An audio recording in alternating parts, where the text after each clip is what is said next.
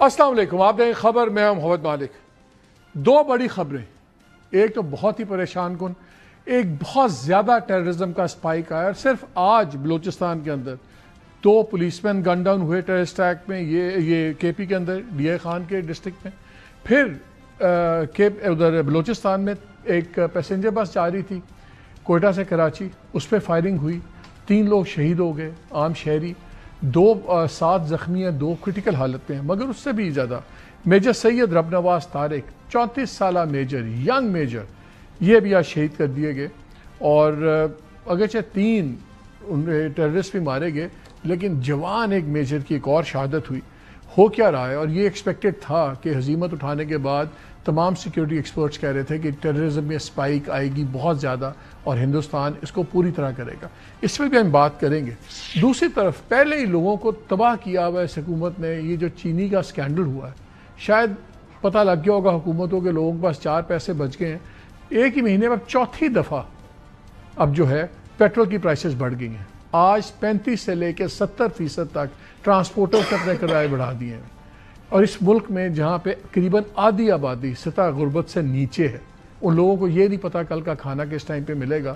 ان لوگوں کے ساتھ روزانہ کبھی اس طرح لوٹ ہوتی ہے ایز اف نوبڈی کیئرز۔ اور آج قریباً جو ہم کل کا ریٹ دیکھ رہے تھے، انٹرنیشنل مارکیٹ 15 روپے ہمارے سے نیچے ہے، اور پاکستان میں ہم اس سے زیادہ تیل اور پیٹرول کی پرائسز دے رہے ہیں۔ اس کا کیا ہوگا، کیا جسٹیفیکیشن ہے، اس پہ بھی بات کریں گے۔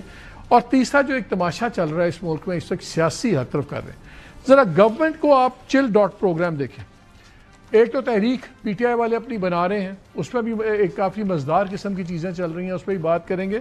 لیکن اب آنے والے دنوں میں دیکھیے کیا ہو رہا ہے۔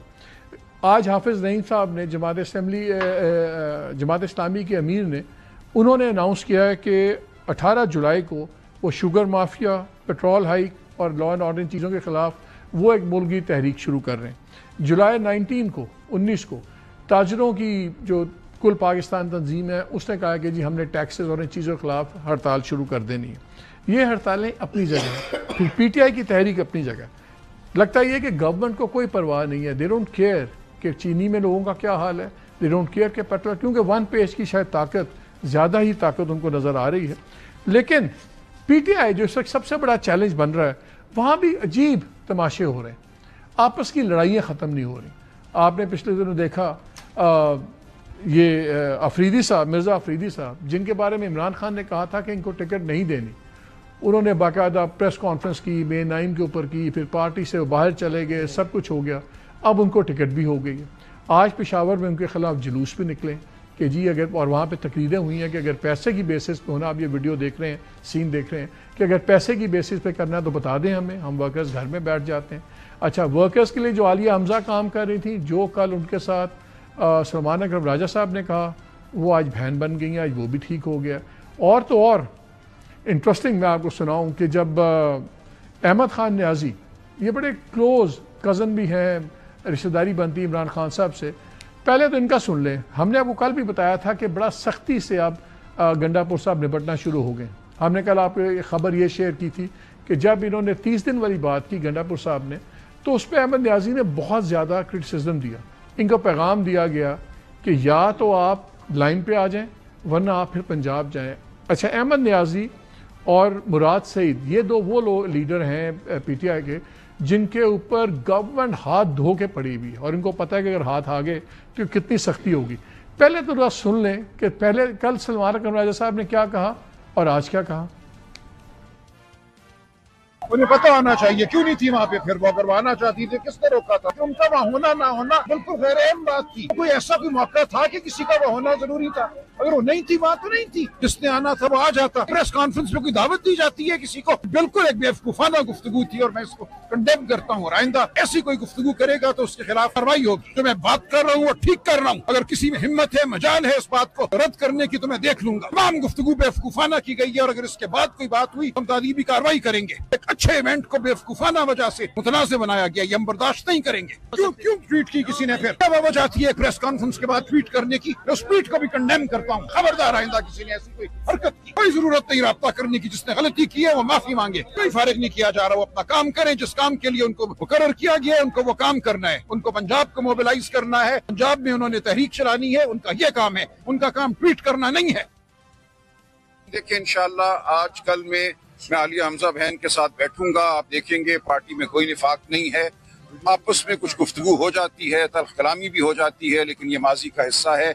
आगे हमने एक बहुत बड़ी जंग लड़नी है पाकिस्तान के अवाम के लिए, वो मुत्तहद होकर लड़ेंगे और शीरो शक्कर होकर लड़ेंगे।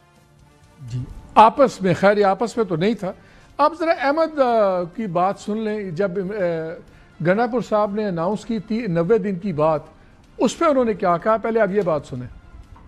समझ ये नहीं आ रही कि हमारा एक मुतालबा है इमरान खान की रिहाई। 700 दिन से ऊपर हो गया वो बंदा जेल में। कल हमारे वजीर आला साहब 90 दिन दे के आ गए। हमें ये 90 दिन नामंजूर है। हमें इमरान खान 5 अगस्त की डेट दी थी कि खान साहब ने 5 अगस्त की डेट दी है कि 90 दिन कहाँ से आ गए? तुम जो कहोगे और हम करेंगे। हम चाहते हैं कि हम इकट्ठे हो जाए, तुम हमें सवाल करने पे मजबूर करते हो। 90 दिन तुमने हमें दिए कि किसी और को दिए? बताएं ये 90 दिन नवंबर के लिए दिए, किस लिए दिए ये 90 दिन? फिर कहते हैं हम तैयार हैं मुज़ाकरात के लिए। तुम मुज़ाकरात तो 2 साल से कर रहे हो, तुम क्या तुम्हें मिला है? 2 साल से मुज़ाकरात हो रहे हैं कि नहीं? हमें कहते हैं कि 5 तारीख, 10 तारीख, 15 तारीख, ईद से पहले, ईद से आगे, रमजान आ गया, खान आ रहा है, नहीं आ रहा, ट्रक की बत्ती लगाई हुई है, हमें ट्रक की बत्ती लगाई, ट्रक की बत्ती लगाई हुई है। फिर पैगाम दिया गया कि अगर ट्रक की बत्ती आपको पसंद नहीं तो आप पंजाब चले जाएं। अब सुने आप उनका लेटेस्ट स्टेटमेंट क्या है। ये एक एक करके हमारे बंदों को गिरा रहे हैं। अगर हम उनके लिए आवाज नहीं उठाएंगे तो मैं आपको एक बात बता रहा हूँ, करीब एक वक्त आएगा हमारी केपी में भी ये हुकूमत गिराएंगे। अगर ये केपी की हुकूमत चली गई तो ये अमन का जो हमारे लिए ये जगह बनी हुई है खत्म हो जाएगी। आप जाके पंजाब वालों से हमसे पूछे हमारे साथ वहाँ पे क्या हो रहा है। आप ये झंडा नहीं उठा सकते कि पीटीआई का पंजाब में। तो उस दिन से पहले कि हमारे केपी पे आके वो अटैक करें, अली अमीन खान ने जब वो वजीर आला बना था तो उसने सारे पंजाब वालों को यहाँ पे उसने दावत दी थी कि जिसके लिए वहाँ मसला है तो यहाँ पे आए, मैं उसकी हिफाजत करूंगा। इससे पहले कि हमारी हुकूमत पे अटैक हो हमें पंजाब वालों के लिए खड़ा होना पड़ेगा। मेरा ख्याल है अहमद खान साहब भी ट्रक के बत्ती छोड़ के ट्रक के ऊपर ही चढ़ गए हैं गंडापुर साहब के। लेकिन ये हालात हैं। आज एक काफ़ी बड़ी इनकी प्रेस कॉन्फ्रेंस भी हुई, फिर मीटिंग भी हुई, उस पर महमूद अशरफी साहब ने भी काफ़ी बातें की। जब उनसे सवाल किया गया कि स्पेसिफिक्स क्या है इस तहरीक के, तो उन्होंने कहा जो भी एहतजाज करेगा हम उनके साथ हैं। जो भी मतलब वर्कर ही बचते हैं, बिकॉज लीडरान का तो हमें कोई मूड नहीं, ज़रा से बात करते हैं। और ये भी कि गवर्नमेंट इतना chill.com प्रोग्राम क्यों बन के बैठी हुई है। ये इनको परवाह नहीं है कि क्या लोगों का बुरा हाल है। कभी चीनी के ऊपर ब्लैक हो रहा है, सपोर्ट कर रहे हैं मिलर्स को, कभी ये पेट्रोल ऊपर कर रहे हैं, बिजली तो खैर आपको पता ही जो होता रहता है। हमारे साथ पहले हिस्से के प्रोग्राम में हमारे साथ आबिद शेर अली साहब, बहुत शुक्रिया आपका, सीनियर लीडर हैं PMLN के। उमैर नियाजी साहब हैं, सीनियर लीडर हैं और MNA हैं PTI के। उमैर साहब ज़रा आपसे शुरू करते हैं, तो ये बताएं तहरीक कहाँ है, कैसे शुरू होगी? नुक्ता अरूज 5 है। अलीमा खान के मेरे पास वक्त नहीं है मैं आपको बयानात सुनाऊं। वो बार बार ये गिला कर रही हैं कि मैं कह के इंतज़ार कर कर के मिन्नतें कर कर के थक गई हूँ कि अडियाला के बाहर ही आके शुरू करें, अडियाला के बाहर आके बैठें ताकि इंटरनेशनल ख़बर बने, कुछ चीज़ें हों, सब कुछ हो। तो आप लोग तो अडियाला भी नहीं, कहीं नहीं पहुँचते हैं। मिर्ज़ा अफरीदी के डिनर पर सारे पहुँच जाते हैं क्वाली पे, क्योंकि बिलियनर आदमी है शायद, और जिसके बारे में आप ही के MNA ऑन रिकॉर्ड कहा कि जी खान साहब ने कहा इनको टिकट नहीं देनी। उनको टिकट भी मिलती है, उनके घर सारे पहुंच जाते हैं। सलमान अकरम राजा कहते हैं हमें तो पता ही नहीं था हम किसके फार्म हाउस पे जा रहे हैं। 90 दिन की बात होती है, कहते हैं हमारे साथ मुशावरत भी नहीं हुई। सीरियसली तहरीक वाकई कुछ क्या तहरीक है, कुछ हमें भी समझाएं। बिस्मिल्लाहिर्रहमानिर्रहीम। बुनियादी तौर पे देखें, तहरीक तो देखें कोई एक दिन की तो नहीं होती, एक कंटिन्यूस एफर्ट होती है। और कंटिन्यूस एफर्ट में आपको तहरीक इंसाफ नज़र आ रही है। 9 मई से बियॉन्ड जो वर्कर्स के साथ हुआ, फिर 8 फरवरी के इलेक्शन तक और 8 फरवरी के इलेक्शन के बाद से वो मामलात चल रहे हैं। अब پہلی دفعہ ہوا ہے کہ جو عوام کرٹیسائز کرتی تھی یا پی ٹی آئی کا ورکر کرٹیسائز کرتا تھا کہ لیڈران نہیں نکلتے، جس طرح سے 26 نومبر کے ایونٹس کے اراؤنڈ حوال کیا گیا کہ ڈی چوک میں 79 ورکروں کو چھوڑ لیے، تو اس اثر کو زائل کرنے کے لیے آپ نے دیکھا کہ پہلی دفعہ اس ہفتے والے دن آپ کی تمام قیادت کے پی کے MPAs, national assembly کے تمام ایم این اے، صوبائی پنجاب کے ایم پی ایز کٹھے نکلے اور جی ٹی روڈ پہ انہوں نے اپنا ایک تگڑا پاور شو کا مظاہرہ کیا. جگہ جگہ چلے ورکروں کی گرفتاریاں بھی ہوئیں، وہ ایک طرف کر کے وہ تو مرزا افریدی صاحب کے کھانے پہ گئے نا، یہ سارے اکٹھے ہو کے اڈیالہ کے باہر آج تک کیوں نہیں آئے؟ میرا سوال یہ ہے. نہیں، اڈیالہ کے باہر بھی گئے ہیں نا. آپ دیکھیں جس وقت آپ نا 4-4 5-5 2-2 3 وکیل 4 لیڈر، اس طرح پورا کٹ نہیں ہوا. یہ جو اب یہ نہ کریں جو لاہور میں ہوا ہے، یہ تو نہیں ہوا نا. بھرپور نہیں، نیشنل اسمبلی کے تو بھرپور گئے. آپ نے خود دیکھیں جب یہ جنگ والے معاملات سے ایک دن پہلے ہمارے ایم این ایز کے ساتھ کیا بدتمیزی ہوئی، اس کے بعد کے پی کے ایم پی ایز کے دستوں گریبان نہیں پولیس والے ہوئے سارے. جب علیمہ باجی کو انہوں نے اڈیالہ کے باہر سے اٹھایا، جو سڑک پہ ایک دفعہ چھوڑ دیا، حامد رضا وغیرہ سارے ساتھ تھے، سارے جاتے رہے ہیں. یہ اس طرح کا تاثر دینا ہے کہ تو علیمہ بی بی تو منتیں کر رہی ہیں، کہتی ہیں انہوں نے ورڈ یوز کیا، ہم تو منتیں کر رہے ہیں ان سے کہ آئیں اور اڈیالہ کے باہر بیٹھیں. نہیں، اڈیالہ کے باہر بیٹھنے کا دیکھیں پارٹی اگر حکمت عملی ابھی کیا بنائی، ابھی تو کہہ رہے ہیں کہ 5 اگست پیک ہوگا اور اس کے لیے سارے اپنے اپنے ضلعوں کو موبلائز کریں. اب جو پارٹی نے وہ اسٹریٹجی دینی ہے تو وہی فالو کرنی ہے. یہ تو خان صاحب کی ہدایت بھی تھی، یہ تو عمران خان صاحب کی ہدایت بھی تھی کہ اڈیالہ کے باہر آئیں اور یہاں پہ دھرنے دیں. آپ کو یاد ہے؟ یہ ان کی ہدایت تھی، ان کا ٹویٹ بھی تھا اس پہ. دیکھیں وہ ایونٹ تھے بالکل، آپ کہہ رہے ہیں یہ جنگ والے دنوں سے پہلے گئے اور اس وقت آپ دیکھیں لگاتار ٹیمیں آتی رہیں اور بیٹھتی رہی ہیں اور تب ہی انسیڈنٹ ہوتے رہے جب پورے کنٹینر لگا کے اڈیالہ کے جانے والے رستے بھی بند کرتے رہے. اس کی فوٹیجز، ویڈیوز، ویژولز موجود ہیں اور پی ٹی آئی کے تمام لیڈران نے اپنے وہ اس میں کردار ادا کیا ہے، کوئی اس سے پیچھے نہیں ہٹا. آج بھی اگر عمران خان صاحب کہیں گے تو وہ لیڈران اس طرف رخ کر لیں گے. مگر بات یہ ہے کہ ابھی دیکھیں حکمت سے ایک رزلٹ بھی تو نکالنا ہے. ابھی خان صاحب نے کہا میں نے اپنے ورکروں کو گولیاں نہیں مار لی، یہ گولیاں 73 ورکروں کو مار. 5 کو کیا ہوگا؟ نقطہ اس دن تحریک شروع ہوگی، نقطہ عروج کیا ہے 5 کو؟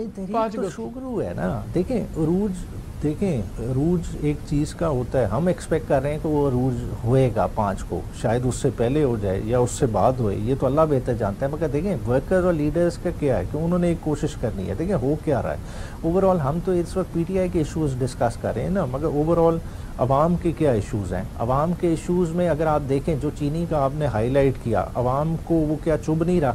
کیا جو ایکنک نے فیصلہ کر کے جو ایکسپورٹ کر دی، کیا وہ انہیں نہیں بادر کر رہا؟ کیا یہ چیزیں نہیں ہیں؟ جو ویٹ والا جو سکینڈل ہے، آپ ابھی دیکھیں آر ایل این جی کی کیا پوزیشن ہے. 30 کنٹینر اس وقت ہم خریدنے کی پوزیشن میں ہی نہیں ہے کیونکہ ہماری ڈیمانڈ ڈراپ. یہ میں پوچھتا ہوں ابھی شیر علی صاحب سے پوچھتا ہوں نا.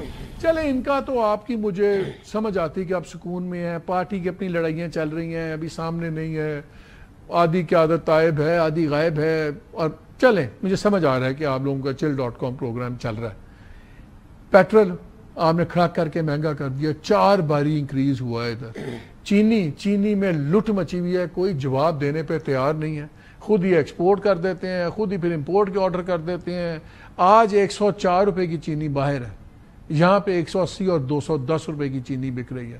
پہلے شاید پتہ لگ گیا آپ لوگوں کے تھوڑے سے پیسے بچ گئے نے لوگوں کو، تو پیٹرول بڑھا دیا، وہ بھی کر لیا.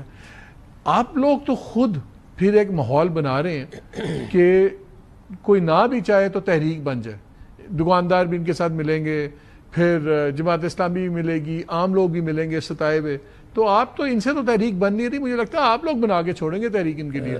بہت شکریہ ملک صاحب. دیکھیں جہاں تک تاجروں کی بات ہے، ان سے بالکل وے فارورڈ بنانا چاہیے. ملک میں ٹیکس کا نظام رائج ہونا چاہیے.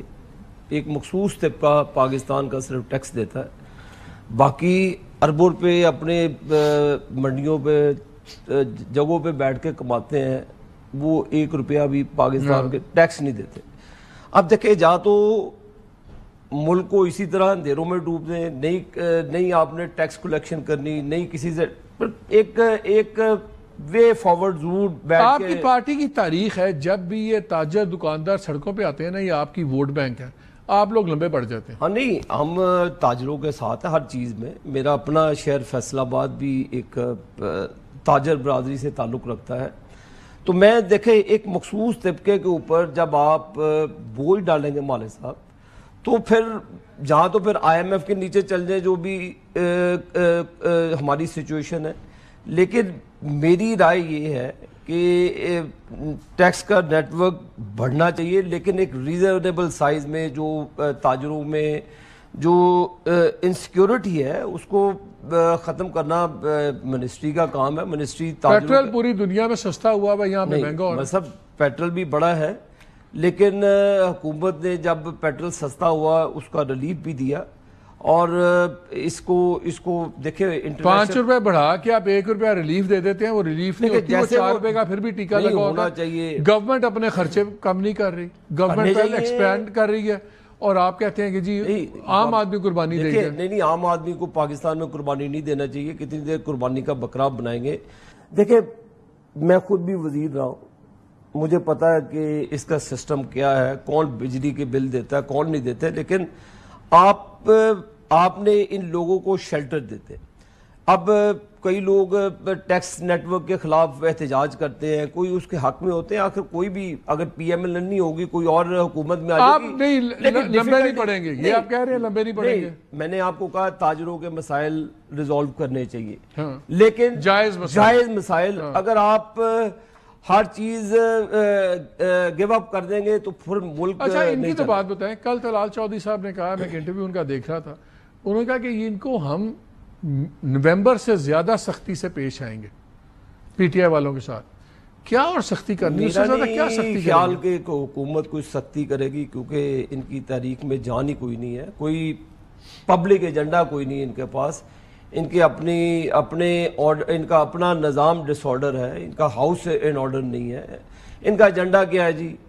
عمران خان کو دیسی مرغا نہیں ملتا، عمران خان کو ایکسرسائز والی مشین نہیں ملتی، عمران خان کو آج چھینک آئی ڈاکٹر نہیں کہا. یہی ایجنڈا. آپ بیرسٹر سیف کو سن لیں، آپ ان کے پی ٹی آئی، انہوں نے آج تک پبلک ایشوز پر مالک صاحب بات نہیں کی. میں بھی ان کو بڑے غور سے کبھی کبھی ٹائم ملے تو سن لیتا ہوں، ورنہ میں توجہ نہیں دیتا. کہ نیشنل اسمبلی کے فلور پہ لے لیں، اس سے لے کر آپ ان کی لیڈرشپ جب یہ گفتگو کرتے ہیں، آج تک انہوں نے پاکستان کی پبلک کے حق میں بات نہیں کی. آج میں پاکستان کی قوم کو مبارکباد بھی دینا چاہتا ہوں کہ اللہ کے فضل و کرم سے پی آئی اے کو یورپ میں ایکسس ملی، یو کے میں ایکسس ملی. یہ پی ٹی آئی کا کیا درتا تھا. یہ پی ٹی آئی کے وزیر تھے اس وقت سرور خان صاحب، جنہوں نے on the floor of the house کہا کہ جی ہمارے جو بہت نقصان ہوا.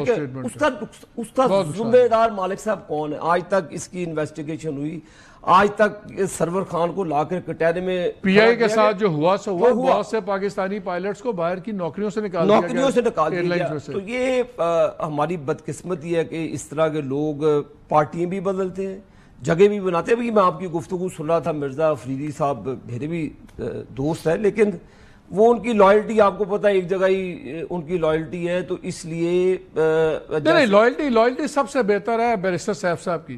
وہ پارٹیاں بدلتے رہتے ہیں لیکن وفاداری ان کی ایک ہی جگہ، وفاداری ایک ہی جگہ. لیکن میری عرض یہ ہے کہ یہ 5 اگست سے پہلے ہی ان کی تحریک کا شرازہ بکھر جائے گا. میں آپ کو یہ بھی کروں، یہ تحریک بھی نہیں چلائیں گے، اور کوئی 9 مئی کا واقعہ ریپیٹ نہیں کرنے دیں گے.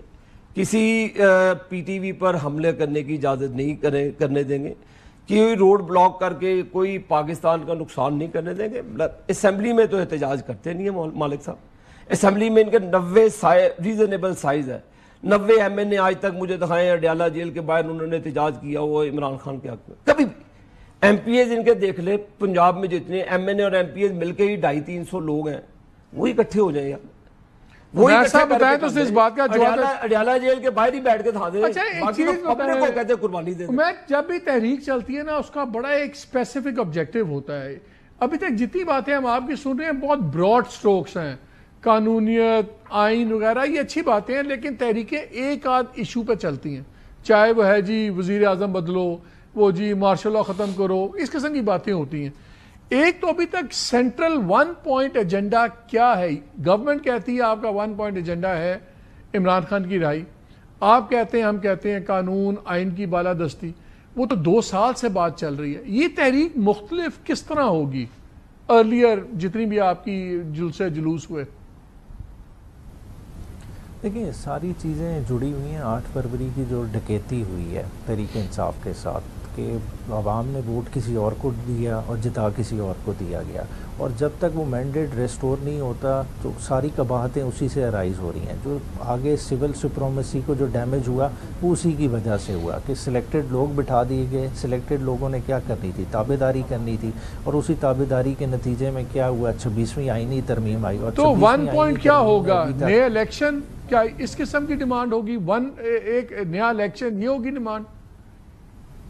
خان صاحب تو پہلے بھی جو اس سے پہلے بات کر چکے تھے, جو اس میں نئے الیکشن کا ہی انہوں نے کہا تھا, کیونکہ دیکھیں اس وقت مینڈیٹ ریسٹوریشن کی طرح نہ یہ اس پوزیشن میں ہے جس طرح سے ہے. اب جو ان کو بٹھانے والے ہیں, ٹھیک ہے, وہ اگر ڈیسائیڈ کرتے ہیں, کیونکہ دیکھیں اوور آل ان کی بھی اپنی لمیٹیشنز ہے. دیکھیں جو آپ کہہ رہے ہیں نا یہ chill.com ہے, chill.com تو نہیں ہے, بنیادی طور پہ یہ اس پوزیشن میں نہیں ہے, فیصلہ کن پوزیشن میں نہیں ہے, جس وجہ سے انہیں جو ادھر سے ہدایت آ جاتی ہے یہ اس طرح سے کر لیتے ہیں. 26ویں آئینی ترمیم میں اس کا سب سے بڑا ثبوت تھا کہ ایوان میں کسی کو کان و کان خبر ہی نہیں تھی, اور اتنی بڑی ایک ترمیم سامنے آ گئی, اور پھر آپ نے دیکھا لائن میں لگ کے سب نے اس کو ووٹ دیا. تو ابھی بھی یہی صورتحال ہے کہ پیچھے مینیجرز کوئی اور ہیں, وہ اس ساری پولیٹیکل سچویشن کو مینیج کر رہے ہیں. اور بنیادی طور پہ اگر دیکھیں نا, پی ٹی آئی جو اس چیز کو کیپچر نہیں کر پا رہی. وہ آخری سوال, اگر آپ کی پرنسپل, اگر میرا سوال یہ ہے, اگر آپ ایک پرنسپلڈ آئینی بالادستی کے لیے تحریک نکالنا چاہ رہے ہیں تو آپ کی پہلی شرط ہی بڑی غیر آئینی. آپ کہتے ہیں کہ ہم اسٹیبلشمنٹ سے بات کریں گے. یہ کون سی آئین کی شک میں اور ڈیموکریسی کی کون سی روح میں ہے؟ آپ ان سے بات کریں, یہ بھی اجازت کے بغیر تو نہیں بات کریں گے نا ان کی. تو آپ لوگ تو آئین کی بات کرتے ہوئے خود پہلی غیر آئینی بات کرتے ہیں. آپ بالکل ٹھیک اس چیز کا اشارہ کر رہے ہیں, مگر دیکھیں اب ہائیبرڈ نظام کی ہم نے تو بات نہیں کی نا. آپ دیکھیں ڈیفنس منسٹر کیٹیگوریکلی کیا کہہ رہے ہیں کہ ہائیبرڈ نظام نے اس ملک میں ونڈرز جو ہے نا اچیو کی ہیں. جب آپ نے خود جو حکومت وقت کہہ رہی ہے کہ ہم ہائیبرڈ نظام کے تابع ہیں, آپ تو کہہ رہے ہیں ہی نظام غلط ہے, کدھر کی جائے گی؟ کیوں نہیں آپ بات کر لیتے ان کے ساتھ یار, مکاؤ گلا. مالک صاحب یہ ہمیں ہائیبرڈ کا تانا دیتے ہیں. میجر تو ان کی اسمبلی رن کرتا تھا, فیض حمید ان کے ایجنڈے سیٹ کرتا تھا, ان کے وہ عمران خان کی on the floor of the house اگر آپ کو ان کی گفتگو یاد ہے, انہوں نے کہا مجھے تو پرواہ نہیں ہوتی تھی, جنرل فیض حمید بل پاس کراتا تھا. ان کو شرم نہیں آتی ہے جب یہ بات ہمیں تانے دیتے ہیں. خود انہوں نے اپنے ہاتھ پاؤں کاٹ کے پولیٹیکل پارٹیز کے انہوں نے سرنڈر کیا. یہ وہ لوگ ہیں, ایک تو 1971 میں انہوں نے سرنڈر کیا, دوسری مرتبہ انہوں نے پارلیمان کے اندر سرنڈر کر دیا. آپ مجھے بتائیں یہ کس نے فیض حمید اور جنرل باجوہ کا کون اعلی کار بنے؟ یہ لوگ. عدلیہ کا بیڑا گرک. اب مسئلہ یہ ہے کہ کوئی جسٹس کھوسا نہیں بیٹھا ہوا وہاں پہ, کوئی جسٹس اعجاز الحسن وہاں پہ نہیں بیٹھا ہوا, کوئی اور ان کو مدد کرنے والا وہاں پہ چیف جسٹس نہیں بیٹھا ہوا, good to see you sir والے نہیں بیٹھے ہوئے. یہ آئینی جنگ کیوں نہیں لڑتے؟ عمران خان کہتا تھا کہ نواز شریف عدالتوں سے ڈرتا ہے, عدالتوں سے گھبراتا ہے, انصاف یہ صاف جج بیٹھے. اب یہ کیوں گھبرا رہے ہیں ججز سے؟ یہ کیوں گھبرا رہے ہیں؟ کیوں نہیں آئینی طور سے اپنے وہ چور لیڈر کا یہ فیس کرتے ہیں؟ ہمارا مسئلہ یہ ہے, یہ مسئلہ نہیں ہے مالک صاحب, یہ میرا رائٹ بنتا ہے ہمارا مسئلہ ہے کہ میں ان کو یاد دلاؤں ماضی کا, ان کا کتنا خطرناک ماضی تھا. انہوں نے کیا ظلم نہیں کیا ہمارے ساتھ. جب آپ اپوزیشن میں تھے آپ اپنی مرضی کے جج چاہتے تھے, یہ اپوزیشن میں تھے یہ اپنی مرضی کے جج چاہتے تھے. کبھی جج لائے نہیں اپنی مرضی کے. انہوں نے جسٹس کھوسا کے کہنے پہ تحریک چلائی, انہوں نے نواز شریف کو پنامہ میں جسٹس آصف سعید کھوسا کے کہنے پہ یہ عدالتوں میں ہے.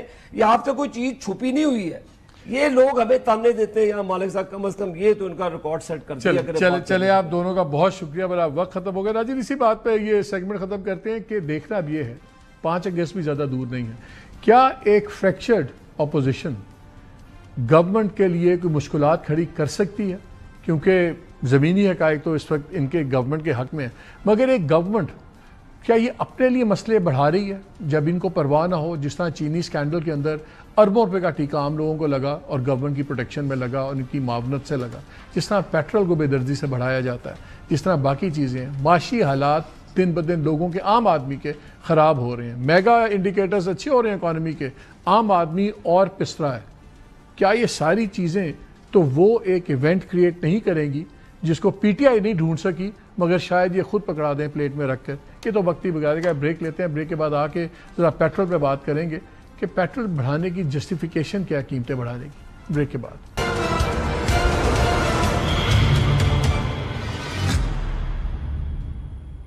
جی ویلکم بیک. ہمارے ساتھ موجود ہے خرم شہزاد صاحب، adviser to finance minister on economic and financial reforms. السلام علیکم خرم. جی وعلیکم السلام. خرم صاحب یہ بتائیں، مری پڑی ہے قوم، پہلے چینی میں لٹ گئی، تباہ ہو گئی، اب پیٹرول آپ لوگوں نے اچانک بڑھا دیا ہے، پہلے کاربن لیوی ٹھوک دی، اب پیٹرول بڑھا دیا ہے. لوگ کہتے ہیں یار آپ کو پرواہ ہی نہیں ہے بیکاز آپ پولیٹیکلی کمفرٹیبل بیٹھے ہوئے. ذرا جسٹیفائی کر دیں، ہمیں سمجھا دیں کیوں پیٹرول بڑھا ہے اور یہ 4 باری بڑھا ہے کنزیکٹیولی. وائی؟ بہت شکریہ مالک صاحب مجھے لینے کے لیے. دیکھیں میں تھوڑا سا بیک گراؤنڈ دیتا ہوں. آپ کو یاد ہے اسرائیل اور ایران کی ایک جنگ ہوئی تھی ابھی کچھ دنوں پہلے، اور اس دوران جو آئل کی قیمتیں ہیں وہ اگر میں کروڈ آئل کی بات کروں، خام تیل کی، ایک تو پیٹرول ہوتا ہے، ڈیزل ہوتا ہے، یہ ریفائنڈ پروڈکٹس ہوتی ہیں، یعنی کہ یہ اس سے بنتی ہیں یہ پروڈکٹس. تو خام تیل کی قیمت جو تھی یہ $66 پہ چل رہی تھی، برینٹ کی 65-66 پہ چل رہی تھی، جو کہ ود ان 3-4 ڈیز یہ 76 پہ چلی گئی، 77 پہ چلی گئی. اب ہم جو امپورٹ کرتے ہیں اپنی جتنے بھی یہاں پہ مصنوعات ہماری ہم استعمال کرتے ہیں پیٹرولیم مصنوعات، اس کا 90% حصہ ہم امپورٹ کرتے ہیں، 90% حصہ. تو اس کا مطلب یہ ہوا کہ جو بھی باہر قیمتیں ملیں گی اس کا امپیکٹ جو ہے وہ لوکل مارکیٹ پہ آئے گا. تو اس میں ہوا یہ کہ اس وقت ڈیزل کی اور پیٹرول کی بھی ایک قیمت ٹریڈ کرتی ہے. مثال کے طور پہ پیٹرول کی قیمت اس وقت تھی باہر پر بیرل $86، وہ بڑھ کے چلی گئی کوئی تقریباً کوئی $92-93 پر بیرل پہ، تقریباً کوئی 9-10% کا ایک دم سے اضافہ ہو گیا. تو جب آپ امپورٹ کر رہے ہوتے ہیں تو آپ کو ایک تو ایکچوئل پرائس پہ امپورٹ کرنا ہوتا ہے، دوسرا فیئر یہ تھا کہ ایران اور اسرائیل کی جنگ کنٹینیو کر جاتی ہے تو اس کی وجہ سے قیمتیں $100 اور $120 کے بھی خدشات تھے کہ چلی جائیں گی. اس اسنا میں ہمارے جیسی کنٹریز نے یہ کیا کہ اپنے آرڈرز پلیس کیے، جلدی پلیس کیے. آپ کو یاد ہوگا پرائم منسٹر نے ایک کمیٹی بھی اس کی تشکیل دی ڈیڈیکیٹڈ، جس نے اس پہ تھوڑا کام کیا اور فوراً سے جو ہے ایک اسٹریٹجی دی کہ جی آج ہی ہم پلیس کرتے ہیں آرڈرز، اور زیادہ پلیس کرتے ہیں آرڈرز، تاکہ یہ نہ ہو کل کو جنگ ہو جائے تو ہماری قیمتیں آسمان کو نہ لگ جائیں. تو اس کی وجہ سے وہ آرڈرز پلیس ہوئے اور ہائی پرائس پہ پلیس ہوئے. اس کے ساتھ ساتھ آپ نے دیکھا ہے کہ صرف تیل کی قیمتیں نہیں بڑھی، تیل کو پہنچانے کی جو ٹرانسپورٹیشن ہوتی ہے، جو کرائے لگتے ہیں، جو جہاز جو ہے چلتے ہیں، ان کے کرایوں میں بھی بہت اضافہ ہوا. اس کی وجہ یہ تھی مالک صاحب، یہ جو اسٹریٹ آف ہارمز ہے، جو ایران کی ایک پٹی جاتی ہے، یو اے ای اور ایران کے بیچ میں جو ایک راستہ ہے، یہ 20% یہاں سے تیل دنیا کا سفر کرتا ہے. چائنا، انڈیا، جاپان یہ سب لیتے ہیں اور ہم بھی لیتے ہیں. تو خدشہ یہ تھا کہ ایران اس کو بند نہ کر دے، جس کی وجہ سے کرائے بھی بڑھ گئے، شپنگ لائنز نے کرائے بڑھائے، آپ کی انشورنس بڑھ گئی، اس کے ساتھ ساتھ آئل کی قیمتیں بڑھ گئی، جس کی وجہ سے ایک کاسٹ کا امپیکٹ آیا. اسے ہم پہ نہیں آیا، سارے کنٹریز پہ آیا ہے، زیادہ تر امپورٹنگ کنٹریز پہ آیا ہے، جس کی وجہ سے یہ جو سیکنڈ فورٹ نائٹ بھی پرائسز بڑھی ہیں اسی کا ایک امپیکٹ ہے. اینڈ آئی ایم ہوپ فل، کیونکہ آئل پرائسز اب تھوڑی سی نیچے آ گئی ہیں دوبارہ. آنے والے دنوں میں آپ کو میں بھی اگر یہاں رہتی ہیں، اس سے اوپر نہیں جاتی، تو آپ جو ہے تھوڑا سا ریلیف ایکسپیکٹ کر سکتے ہیں. نہیں تو اب تو پرائسز نیچے آ رہی ہیں، تو یہ جو اب مس کیلکولیشن تو میں کہوں گا ٹھیک ہے، کئی بار یہ آپ گورنمنٹ کو کرنا پڑتا ہے، آپ ہیج کرتے ہیں اپنی بیٹس کو. وہ آپ کو ڈونلڈ ٹرمپ نے مروا دیا سب کو، بڑی جلدی صلح کروا کے پیٹرول اس نے نیچے لے آیا. لیکن اب عام آدمی ہم نے دیکھا ہے کرائے بڑھ جاتے ہیں پھر نیچے نہیں آتے. جو ایک بار یہ نیا بینچ مارک بن جاتا ہے وہ پرانے پہ نہیں آتا، وہ پروفیٹیرنگ شروع ہو جاتی ہے. اس پہ آپ لوگ گورنمنٹ کیا کرے گی کہ یہ چلیں، ہو سکتا ہے کچھ پیسے آپ سستا کر دیں، جس پرپورشن سے بڑے ہیں کیا اسی پرپورشن سے کمی بھی ہوگی؟ بیکاز ہوتا ہے یہ آپ $5 بڑھاتے ہیں اور پھر ریلیف دے دیتے ہیں 50 پیسے، $1. یہ جو $4 پڑا ہے، اب ڈیزل آپ کا $11.37، $10.39، اتنا ہی کم ہوگا. بڑا اچھا آپ نے سوال کیا. اس میں 2 سوال ہیں. ایک تو یہ کہ جی کرائے اگر بڑھ جاتے ہیں تو نیچے نہیں آتے، تو اس کا کیا کر رہی ہے گورنمنٹ آف پاکستان. دوسرا یہ کہ جی کتنا اور جو ہے کم ہو سکتا ہے، ایگزیکٹلی اتنا ہوگا یا نہیں ہوگا. دیکھیں پہلے میں دوسرے سوال کا جواب دیتا ہوں کہ یہ نہیں کہا جا سکتا کہ ایگزیکٹلی کم ہوگا یا زیادہ ہوگا. میں آپ کو ایک ایگزامپل دیتا ہوں. پاکستان میں پیٹرول کی قیمتیں مالک صاحب 331 یا 330 روپے اس کے قریب جو ہیں یہ ہائیسٹ گئی ہیں، اور یہ میرے خیال میں کوئی پچھلے 12 مہینے کی اگر آپ بات کر لیں اس میں گئی ہیں. تو 330 331 سے واپس 260 255 پہ آئی ہیں، اور کافی عرصے تک یہاں پہ اسٹیگنٹ تھی کیونکہ آئل پرائسز ہی ایک جگہ رکی ہوئی تھی، کوئی مسئلہ نہیں تھا. پھر اچانک پاکستان انڈیا کی پہلے وار ہوئی, پھر اس کے بعد اسرائیل اور ایران کی وار ہوئی, اور رشیا کی وار آپ کو پتا آلریڈی چل رہی ہے, اور اس کے ساتھ ساتھ چائنا جو ہے وہ آہستہ آہستہ اس کی گروتھ نیچے آنا شروع ہوئی ہے, سلو ڈاؤن ہونا شروع ہے, جس کی وجہ سے قیمتیں نیچے آئی ہیں, ادروائز نیچے نہ آتی. لیکن کیونکہ اب آئل تھوڑا سا نیچے آیا ہے, اگر یہاں اسٹیبل رہتا ہے اور ہماری کرنسی اسٹیبل رہتی ہے, جو ایکسپیکٹڈ ہے کہ اسٹیبل رہے, تو اس کی وجہ سے آپ کو نظر آ سکتا ہے ریلیف. لیکن میں یہ کہنا چاہ رہا ہوں کہ 331 سے 256 پہ جب آئیں تو کسی نے یہ بات نہیں کی کہ اتنا بڑا ڈکلائن بھی آیا اور یہاں اسٹیبل رہی. اب ایک مہینے میں آپ کا ایک مہینے میں 18-19 روپے بڑھنا از لائک کریزی. میں اس لیے پوچھ رہا ہوں کتنا ریلیف ایکسپیکٹ کریں لوگ؟ بڑھانے پہ تو آپ نے ایک مہینے میں بڑھا دیا نا 18-19 روپے. اب یہ اگر آپ 6 مہینے میں نیچے لائیں گے تو ظاہر ہے کوئی بات نہیں کرے گا. مطلب کہ میں یہ پوچھنا چاہ رہا ہوں کہ اتنا بڑا انکریز کتنی شارپلی نیچے آئے گا؟ کیا ہم اگلے مہینے ایکسپیکٹ کریں کہ 5-6 روپے نیچے آ جائے, پھر اسے اگلے مہینے اور 5-6 آ جائے, fortnight to fortnight? ہم کس سپیڈ سے ایکسپیکٹ کریں گے نیچے آئے گا؟ دیکھیں میں پھر وہی کہہ رہا ہوں کہ یہ نا امپورٹ پہ ڈیپینڈ کرتا ہے. یہ پچھلے 15 دنوں کی ایوریج ہوتی ہے. میں تھوڑا سا میکینزم سمجھاتا ہوں کہ ہوتا یہ ہے کہ جب بھی آئل یہ پیٹرول کی قیمتیں اناؤنس ہوتی ہیں وہ پچھلے 15 مہینوں کی ایوریج پہ ہوتی ہیں کہ پچھلے 15 مہینوں میں کتنی ایوریج رہی, امپورٹ کاسٹ کیا رہی, انشورنس کیا رہی, کرنسی ریٹ کیا رہا. یہ سب میکینزم ہے پوری پرائسنگ کا جو کہ اس کے بعد طے ہو کے آتی ہے. اور کمپنیاں امپورٹ کرتی ہیں, پی ایس او ہے سب سے بڑی امپورٹر ہے, یہ امپورٹ کرتی ہے, تو اس کی ایوریج کاسٹ اسی وقت پتہ لگتی ہے. تو بیسکلی روپیہ 2 روپے کی ریلیف آ جائے گی, 19 روپے چلے جائیں گے, روپیہ 2 روپے کی ریلیف آ جائے تو ہم شکریہ ادا کریں آپ کا. نہیں میں یہ نہیں سمجھتا. دیکھیں میں یہ کہنا چاہ رہا ہوں جو انٹرنیشنل آئل پرائسز ہیں یا کموڈٹی پرائسز ہوتی ہیں اس پہ کسی کا زور نہیں چلتا. آپ کے سامنے میں نے ایک پورا میکینزم بتایا ہے. اس سے زیادہ بھی نیچے آ سکتی ہیں آئل پرائسز. کل اگر آپ کی جو ہے وہ ٹوٹ جاتی ہیں, مثال کے طور پہ $15-20 $30 ٹوٹ جاتی ہیں, تو آپ میسو ریلیف دیکھیں گے, آپ میسو جو ہے پاس آن دیکھیں گے. تو میں اس لیے کہہ رہا ہوں کہ کوئی پرائس کمٹ کرنا مشکل ہے کہ آج جو ہے اگر بڑی ہیں تو میں نے اس کو آپ کو ریزن دیا, نیچے آئیں گی تو اس کا بھی بتا رہا ہوں کہ کیسے نیچے آ سکتی ہیں. بٹ یہ میں کہنا چاہ رہا ہوں کہ جو پرائس کا میکینزم ہے وہ بہت ٹرانسپیرنٹ ہے, اور انٹرنیشنل پرائسز جو ہوتی ہیں وہی جو ہے ٹرانسلیٹ ہوتی ہیں لوکل مارکیٹ. ٹھیک ہے عمر خرم, بہت شکریہ آپ کا سمجھانے کا. ناظرین اصل چیز یہ ہے امید سے دنیا قائم ہے. آپ امید رکھیں کہ پرائسز نیچے آئے گی, اور امید رکھیں کہ اس کا فائدہ بھی ہمیں اتنا دیں گے جتنی رسک میں ہماری جیب سے نکل گیا. بریک لیتے ہیں, بریک کے بعد آ کے ذرا یہ بگڑتی ہوئی سیکیورٹی کی سچویشن پہ بات کریں گے. ہمارے ساتھ رہیے گا.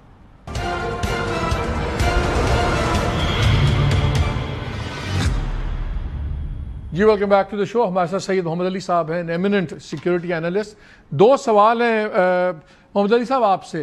پہلا, ایک ہم نے بہت سپائک دیکھا ہے, ایکسپیکٹ کر رہے تھے, اور بڑا ایک ٹارگیٹڈ دیکھا ہے, اور ہم دیکھ رہے ہیں کہ بڑے آرگنائزڈ ہیں, اکٹھے 4 اٹیکس ایک ٹائم پہ ہو رہے ہیں, اور اب ہارڈ ٹارگیٹس ہو رہے ہیں پولیس کے ہیڈ کوارٹرز اور اسٹیبلشمنٹس ٹائپ کے جو سینٹرز ہیں.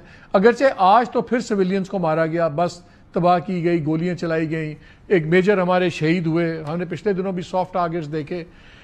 جواب میں لگ رہا ہے کہ ابھی تک کائنیٹک آپریشنز ہی کاؤنٹر ہو رہے ہیں, اور جو ہم سوچتے تھے کہ ساتھ ساتھ زمین پہ جو کازز ہیں جو ایکسپلائٹ ہوتے ہیں ان کو ہم نے ابھی تک اس طرح ہینڈل ہوتے نہیں دیکھا, پرٹیکولرلی ان بلوچستان. کیا خالی کائنیٹک ورسز کائنیٹک سے آپ گوریلا وارفیئر اور ان چیزوں کو قابو کر پائیں گے؟ بہت اہم سوال کیا آپ نے مالک صاحب, thank you so much. I think kinetic is very important, very critical, but not sufficient. That's my short answer. لیکن کانٹیکسٹ یہ ہے کہ ڈیفینیٹ, اور دوسری بات یہ ہے کہ یہ صرف پاکستان کی انٹرنل سیکیورٹی کا چیلنج نہیں ہے. آبویسلی جو لارجر گریٹ پاور پالیٹکس اور جیو پالیٹکس ہے اس خطے کی, وہ بنیادی کازز ہیں جو کہ سارے پاکستان کی ٹیریٹری کے اندر موجود نہیں ہے. اس کا امپیکٹ اور اس کے کانسیکوینس پاکستان مینیج کی کوشش کر رہا ہے. لیکن ڈیفینیٹلی انیشیل کنسپچل جواب یہ ہے کہ اس کو انٹیلیجنس اور ڈپلومیٹک لیول پہ ایڈیکویٹ اور ٹائملی جو پرونگ ہے اس سے ری انفورس کرنے کی ضرورت ہے, خصوصاً 2 لیولز پہ. ڈپلومیٹک پہ میں یہ کہوں گا کہ ہمیں ہمارے جو چائنیز فرینڈز ہیں ان کو بھی یہ بتانے کی ضرورت ہے کہ یہ ہمارے صرف انٹرنل سیکیورٹی کا چیلنج نہیں ہے, بلکہ ان کے انڈیویجولز پہ, ایسیٹس پہ, انویسٹمنٹس پہ جو اٹیک ہے وہ چائنا کے اوپر اٹیک ہے, اگرچہ اس کی ٹیریٹری یہاں پہ ہے. دوسری بات کہ تو وہ بائیلیٹرل لیول پہ بھی انڈیا کے ساتھ, افغانستان اور ایران کے ساتھ ان معاملات کو اٹھایا کرے. دوسری بات یہ ہے کہ جو اسپیس یوز ہو رہی ہے ہمارے ویسٹرن نیبرز کی سپورٹ کے لیے, فیسیلیٹیشن کے لیے, آرگنائزیشن, ٹریننگ, لوجسٹکس کے لیے، اس کو ڈپلومیٹکلی اور انٹیلیجنس کے ذریعے سے ریڈیوس کرنا بہت ضروری ہے۔ ایران کے ساتھ ابھی آپ دیکھیں ہمارے منسٹر آف انٹیریئر بھی گئے ہوئے تھے ایران، اینڈ آئی ہوپ کہ انہوں نے اس معاملے، کیونکہ ریسنٹلی جو ایران اسرائیل کانفلکٹ ہوا ہے اس میں جو ہم نے مزید گڈ ول تہران کے ساتھ ارن کی ہے، آئی ہوپ کہ ہمارے منسٹر آف انٹیریئر نے یہ بات ان کی لیڈرشپ سے اٹھائی ہو کہ اب تو واضح ہو گیا ہے اور ثابت ہو گیا ہے ایران کی لیڈرشپ کے سامنے کہ جو دل اور دماغ ہے بھارت کا وہ اسرائیل کے ساتھ کھڑا ہے۔ تو جو انڈین ایسٹس ایرانی ٹیریٹری کو یوز کر رہے ہیں وہ صرف پاکستان کے نہیں، ایران کے بھی دشمن ہیں اور دونوں ممالک کے درمیان مسائل میں اضافہ کر رہے ہیں۔ تو اس کے لیے ان کے لیے ضروری ہے کہ اسپیس کو ریڈیوس کیا جائے۔ دوسری جانب افغانستان کے حوالے سے بڑا امپورٹنٹ بات یہ ہے کہ جس طرح جو ٹرائی لیٹرل بھی ہمارا فریم ورک ہے چائنا، پاکستان، افغانستان کا، وہ بہت امپورٹنٹ ہے کیونکہ چائنا نے بڑا امپورٹنٹ اور ٹینجیبل انسینٹیو آفر کیا ہے for good behaviour and responsible statecraft to Afghan Taliban, کہ جناب ہم سی پیک کو ایکسٹینڈ کریں گے، وہاں انویسٹمنٹ لائیں گے، ٹریڈ لائیں گے، بجائے یہ کہ وہ بھارت کی جو ہے سپورٹ کریں اور اس سے مالی فنڈنگ لیں پاکستان کے خلاف جو دہشت گرد تنظیمیں آپریٹ کر رہی ہیں ان کو سپیس دینے کے لیے، بلکہ وہ ان کو سپیس ڈینائی کریں اور ترقی اور خوشحالی اور کنیکٹیوٹی کے سفر میں شامل ہو کے اس کا فائدہ بھی اٹھائیں۔ تو یہ ڈپلومیٹک اور انٹیلیجنس پرانگ بہت امپورٹنٹ ہے تاکہ اس کو کائنیٹک ایکشن سے ری انفورس کیا جائے۔ لیکن مجھے بتائیں آن گراؤنڈ، میں بلوچستان پہ اسپیسیفکلی آنا چاہ رہا ہوں، وہاں پہ جو زمینی حقائق ہیں، ایشوز بھی ہیں، ڈس اپیرنسز کا ایشو ہے، پھر پولیٹیکل لیجٹمسی کا ایشو ہے جو وہاں کی صوبائی اسمبلی یا لوگوں کا خیال ہے وہ ریفلیکٹ نہیں کرتی پاپولر ول سب کچھ۔ یہ جو لیگ ہے پالیسی کے درمیان میں اور پولیسنگ کے درمیان میں، کیا یہ خطرناک حد تک سلو بہت زیادہ نہیں ہے؟ کیا اس چیزوں کو ایڈریس کرنا آن اے وار فوٹنگ اتنا ہی امپورٹنٹ نہیں ہے جتنا کہ وہاں پہ یہ کائنیٹک آپریشنز کی ہے ضرورت؟ جی بالکل، ایبسولوٹلی۔ دیکھیں کائنیٹک جو جس طرح آرمی چیف نے بھی کہا تھا کوئی 1500 جو لوگ ہیں ان کو سوشلی، سائیکولوجیکلی، پولیٹیکلی آئسولیٹ کرنا بہت ضروری ہے۔ صرف فزیکل کنٹیسٹ اور ایلیمنیٹ کرنا کافی نہیں ہے، کیونکہ جو انسرجنٹس کی ہمدرد آوازیں وہاں سے اٹھ رہی ہیں ان کو بلوچ فیسز اور وائسز کے ذریعے ایک پاکستان کے ہوپ اور ٹرسٹ کے ذریعے سے میں سمجھتا ہوں نیوٹرلائز کرنا بہت ضروری ہے۔ ہمیں ایسے بلوچ فیسز اور وائسز چاہیے جو کہ پاکستان کے فیوچر پہ ٹرسٹ کرتے ہوں اور ہماری سولیڈیرٹی اور انٹیگریٹی کو ریسپیکٹ کرتے ہوں۔ لیکن انفارچونیٹلی اس پہ کام اس طرح نہیں چل رہا جیسے ہونا چاہیے، اس لیے وہ لگتا ہے کہ ہم ایک سینس آف ڈیجاوو ہے، وہی چیز ہو رہی ہے، وہی 5 سال بعد 10 مار کے ہم جیتتے ہیں، 2 ٹیررسٹ کہیں پہ واردات کر دیتے ہیں۔ It's a vicious endless cycle بنتی جا رہی ہے۔ I think that is what needs to be done. ایک اور آج کل ایشو بڑا بنا ہوا ہے، فرنٹیئر کانسٹیبلری کو بنا دیا فیڈرل کانسٹیبلری۔ میرے نزدیک تو ایک اچھا سٹیپ ہے، میں تو 2 ہیں اس پہ آپ کی رائے چاہوں گا۔ ایک تو یہ جو بھانت کی پیراملٹری فورسز ہیں، بہتر ہے ایک یونیفائڈ فورس بنا دیں، اور اس کا ایک ایتھنک سلانٹ بھی تھا۔ لوگ کہتے تھے کہیں جا کے ہوتے تھے جی وہ سارے پٹھان آ گئے ہیں، جی پٹھانوں کی وہ آ گئی ہیں، بٹالین آ گئی ہیں، تو اس کا بھی ایک کئی جگہ پہ لوکل ریاکشن ہوتا تھا۔ بٹ بلوچستان ہمارا بہت بڑا پرابلم ہے اس لا اینڈ آرڈر کا، کے پی اور بلوچستان میں۔ بلوچستان لیویز وہ ایک سوائے اس کے بلینز آج تک خرچ ہو گئے ہیں، سوائے اس کے کہ سرداروں کی جیبوں میں پیسے چلے جائیں، کچھ انفلوئنشل لوگوں کی جیبوں میں پیسے چلے جائیں، نہ ان کی ٹریننگ ہے، نہ کمپٹنس ہے، نہ کچھ ہے۔ آئی ایم شاکڈ کہ بلوچستان لیوی جس میں کیوں نہیں ابزارب کی گئی۔ مجھے سمجھائیں کہ اس کو نہ ابزارب کرنے کی وجہ کیا ہے، سوائے اس کے کہ فیڈرل گورنمنٹ یا دوسرے چاہیں کہ آپ برائب چلتی رہے وہاں کے سرداروں کی اور انفلوئنشل لوگوں کی۔ میں آپ سے متفق ہوں جناب، بلکہ آپ کا جو پچھلا ٹاپک تھا اس سے یہ چیز لنکڈ ہے کہ جو کاز ہے مطلب وہاں پہ ریاست اور مرکز کے ٹرسٹ کو ون اوور کرنے کا، وہ بیسیکلی گڈ گورننس اور اکاؤنٹیبلٹی میں پنہا ہے۔ جو بھی اسٹیٹ کی جانب سے، فیڈریشن کی جانب سے وسائل اور اپرچونٹیز بلوچستان کو دیے جاتے ہیں وہ نچلی سطح تک، عام بلوچ تک پہنچنے بھی چاہیے اور پہنچتے ہوئے نظر بھی آنے چاہیے۔ اور اس کا تعلق آپ کے اس سوال سے ہے کہ جناب جو ایک نیشنل لیول کی ایک پیراملٹری فورس بنتی ہے اس کے 2-3 فائدے تو میں کوئکلی بتا دیتا ہوں، پھر لیوی کے اوپر کامنٹ کرتا ہوں. پہلی بات تو یہ ہے کہ جناب پورے پاکستان کی جس طرح اور بھی ممالک میں ایک اس کے پاس مینڈیٹ ہوتا ہے، کیپیبلٹی ہوتی ہے، ریسورسز ہوتی ہے، انٹیلیجنس ہوتی ہے، انڈرسٹینڈنگ ہوتی ہے، جو کہ sort of direct military intervention internal security کی رسپانسبلٹی اٹھاتی ہے. جس طرح آپ جانتے ہیں department of homeland security ہے امریکہ میں، اس طرح کے اور بھی ادارے جدید ترقی یافتہ جمہوریت میں موجود ہیں جو انشور کرتے ہیں کہ ملٹری انٹرونشن بھی ڈائریکٹ نہ ہو اور ملٹری کو ایکسٹرنل تھریٹ سے ڈسٹریکٹ کرنے کی جو دشمن کی کوشش ہے وہ بھی ناکام کی جائے، اور ایک انٹرنل ایسی فورس ہو جو کہ پورے پاکستان کی جورسڈکشن کا مینڈیٹ بھی رکھتی ہو، اور پھر اس کا انٹرفیس جو سویلین انٹیلیجنس اور لا انفورسمنٹ ایجنسی اور پولیس ہے اس کے ساتھ بھی ہو. اور اس میں جو خوشائند بات سامنے آئی ہے وہ یہ ہے کہ اس میں اعلیٰ جو تربیت یافتہ اور کمپیٹنس پولیس آفیسرز ہیں ان کو تعینات کیا جائے گا. تو یہ میں سمجھتا ہوں ایک خوشائند پہلو ہے. لیکن جو لیویز کا سوال ہے، میں سمجھتا ہوں کہ ہمارے پاس بہت سے ایسے ادارے ہیں جو کہ میں سمجھتا ہوں ان میں بھی کنسالیڈیشن کی ضرورت ہے اور اس پہ غور کرنا چاہیے. جو سویلین لا انفورسمنٹ ایجنسی سے بہت سارے ادارے ہیں، پیراملٹری فورسز بھی بہت سارے ہیں. لیویز کا خاص طور پہ میں سمجھتا ہوں اس کو میں گورننس اور اکاؤنٹیبلٹی کے کانٹیکس میں دیکھتا ہوں. 80 ارب سے زیادہ کی اماؤنٹ بتائی جاتی ہے جو کہ اس کے اوپر خرچ کی جاتی ہے. یہ بہت زیادہ اماؤنٹ ہے. اگر کانٹیکس میں آپ دیکھیں تو پورے پاکستان کی ہائر ایجوکیشن کمیشن سے زیادہ تو لیویز پہ خرچ ہو رہا ہے. تو کیا پورے پاکستان کی یوتھ کے فیوچر سے زیادہ امپورٹنٹ ہے؟ اچھا ہے بھی، تو کیا ان کی کمپیٹنس کیا ہے، ان کے ریسورسز کیا ہیں، ان کی پرفارمنس کیا ہے، اور ان کی ریکروٹمنٹ کتنی ٹرانسپیرنٹ اور میرٹ بیسڈ ہے؟ سر 60% تو انٹیلیجنس رپورٹس کے مطابق 60% تو ان کے وہ گوسٹ امپلائیز ہیں. یہ تو انٹیلیجنس کی رپورٹس ہیں، اس لیے وہ تو دوسرا اس فورس کا سمجھائے جو ہمیں سمجھ آ رہی ہے کہ جیسے پولیس کے بعد نہیں سنبھل رہا ہوتا تو رینجرز کو بلا لیا جاتا ہے، رینجرز نہ آئیں تو پھر فوج کو بلا لیا جاتا ہے.